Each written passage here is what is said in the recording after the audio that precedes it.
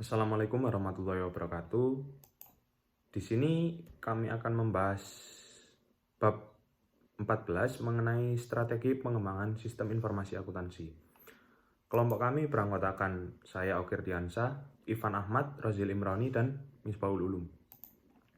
Sekilas pengertian tentang sistem informasi akuntansi. Sistem informasi akuntansi merupakan suatu kerangka pengkoordinasian sumber daya untuk mengkonversi input berupa data ekonomi menjadi keluaran berupa informasi keuangan yang digunakan untuk melaksanakan kegiatan suatu entitas dan menyediakan informasi akuntansi bagi pihak-pihak yang berkepentingan. Akuntansi harus memahami dan menguasai daur pengembangan sistem karena dua hal. Pertama, mereka pasti terlibat dalam tim pengembangan sistem. Yang kedua, apabila akuntan berperan sebagai auditor dalam suatu perusahaan, maka ia harus melakukan pengkajian atau sistem perusahaan yang diauditnya, di mana hal ini sangat membutuhkan pengetahuan yang memadai dan akuntan mengenai sistem yang bersangkutan. Sub pembahasan yang akan kami bahas dalam presentasi kali ini adalah yang pertama, pembelian software. Yang kedua, pengembangan perangkat lunak custom. Yang ketiga, pengguna akhir mengembangkan, mengendalikan, dan mengelola sistem berbasis komputer. Yang keempat, manfaat dan resiko outsourcing. Yang kelima, prinsip dan tantangan manajemen proses bisnis. Yang keenam, prototipe untuk mengembangkan sistem informasi akuntansi. Dan yang terakhir, rekayasa pengembangan perangkat lunak dibantu komputer.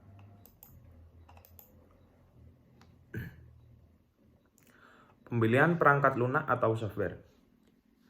Software massal dibuat oleh perusahaan pengembangan software dan dijual di pasar terbuka untuk berbagai lapisan pemakai yang memiliki persyaratan yang hampir sama. Beberapa proses penggabungan software dan hardware serta menjual keduanya sebagai satu paket. Karena vendor memasang keseluruhan sistem dan pemakaian hanya perlu terima jadi. Perusahaan dapat menyewa perangkat lunak dari penyediaan jasa aplikasi, menyediakan web-based software pada komputer mereka, dan mengirimkan software ke klien melalui internet. Untuk melakukan pembelian software harus memperhatikan yang pertama pemilihan vendor, yang kedua memperoleh perangkat keras dan perangkat lunak, yang ketiga mengevaluasi proposal dan memilih sebuah sistem. Pengembangan perangkat lunak custom. Ketika memanfaatkan pengembangan luar, perusahaan harus menjaga pengendaliannya terhadap proses pengembangan seperti berikut. 1. Dengan cermat memilih pengembang yang memiliki pengalaman dalam industri perusahaan dan pemahaman mendalam bagaimana perusahaan menjalankan bisnisnya. 2. Menandatangani sebuah kontrak yang menegaskan dengan kuat hubungan antara perusahaan dan pengembangan dan mengizinkan produk dihentikan jika kondisi-kondisi utama tidak dipenuhi. 3. Merencanakan proyek secara detail dan secara berkala, mengawasi tiap langkah dalam proses pengembangan. 4. Berkomunikasi secara efektif dan berkala. 5. Mengendalikan seluruh biaya dan meminimalkan aliran pengeluaran kas sampai proyek tersebut diterima. Pengguna akhir mengembangkan, mengendalikan, dan mengelola sistem informasi berbasis komputer. Komputasi pengguna akhir terdiri dari orang-orang yang menggunakan teknologi informasi untuk memenuhi kebutuhan informasi mereka daripada bergantung pada para profesional sistem. 1. Pengembang oleh pengguna akhir. Bersama dengan bangkitnya PC yang murah dan banyaknya ragam software yang canggih dan murah, para pemakai mulai mengembangkan sistem mereka sendiri untuk membuat dan menyimpan data, mengakses serta mendownload data perusahaan, serta berbagi data dan sumber daya komputer dalam jaringan. 2. Mengelola dan mengendalikan komputasi penggunaan akhir. Organisasi menggunakan beberapa pendekatan yang berbeda untuk mengelola dan mengendalikan end-user computing. Contohnya, layanan bantuan dapat mendorong, mendukung, mengkoordinasikan, dan mengendalikan berbagai aktivitas pemakai akhir. Manfaat dan resiko outsourcing. Manfaat outsourcing. 1. Sebuah solusi untuk bisnis. 2. Penggunaan aset. 3. Akses ke keahlian yang lebih besar dan teknologi yang lebih canggih. 4. Biaya yang lebih rendah. 5. Perbaikan waktu untuk pengembangan. 6. Peniadaan kepadatan dan kejarangan penggunaan. 7. Memfasilitasi pengetesan ukuran perusahaan. Risiko melakukan outsourcing. 1. Kehilangan kendali sistem dan atau data. 2. Pengurangan keunggulan kompetitif. 3. Sistem paket. 4. Tujuan yang tidak terpenuhi. 6. Layanan yang kurang baik. Untuk selanjutnya, prinsip dan tantangan manajemen proses bisnis. Beberapa prinsip penting yang mendasari bisnis proses atau manajemen BPM. Yang pertama adalah proses bisnis dapat menghasilkan keuntungan kompetitif. Yang kedua, proses bisnis harus dikelola dari ujung ke ujung. Yang ketiga, optimal jika ada komunikasi dan koordinasi yang uang tidak cukup baik di antara unit-unit fungsional. Contohnya penjualan, produksi. Yang keempat, proses bisnis haruslah cekatan. Yang kelima, proses bisnis haruslah selaras dengan strategi dan kebutuhan. Nah, selanjutnya adalah tantangan BPM. Yang pertama, tradisi. Yang kedua, penolakan. Ketiga, persyaratan waktu. Yang keempat, biaya. Yang kelima, kurangnya dukungan pihak manajemen. Yang keenam, resiko.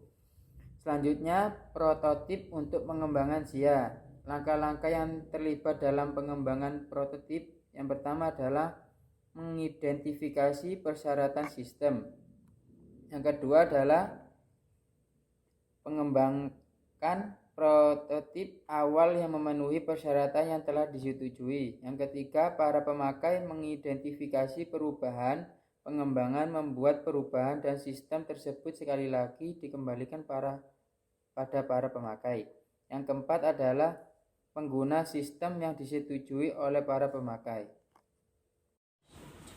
Saya di sini ingin menjelaskan rekayasa perangkat lunak dibantu komputer. 1. Rekayasa atau sistem. Perangkat lunak dibantu komputer atau komputer aided software or system.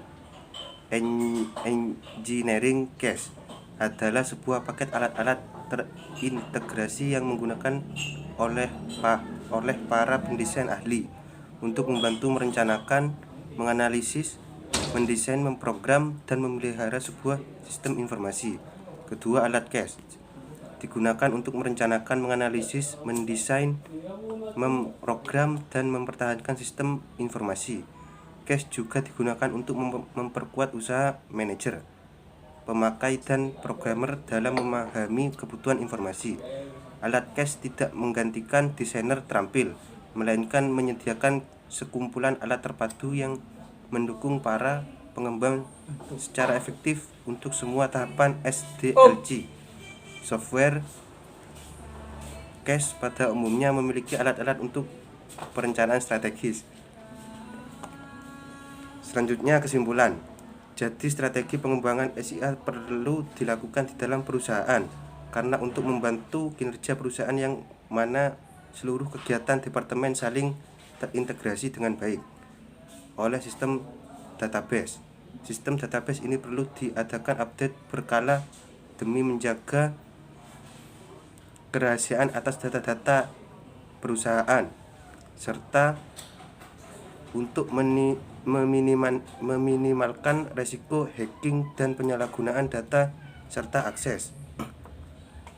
Walaupun dalam realitanya perusahaan harus mengeluarkan budget yang cukup besar untuk pengembangan SIA, tidak menjadi masalah karena perusahaan sama saja telah berinvestasi.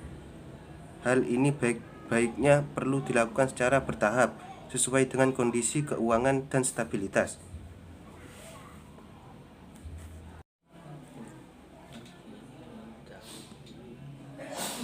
Cukup ini saja presentasi dari kelompok kami. Apabila ada pertanyaan atau tidak dimengerti, bisa ditanyakan kepada kelompok kami.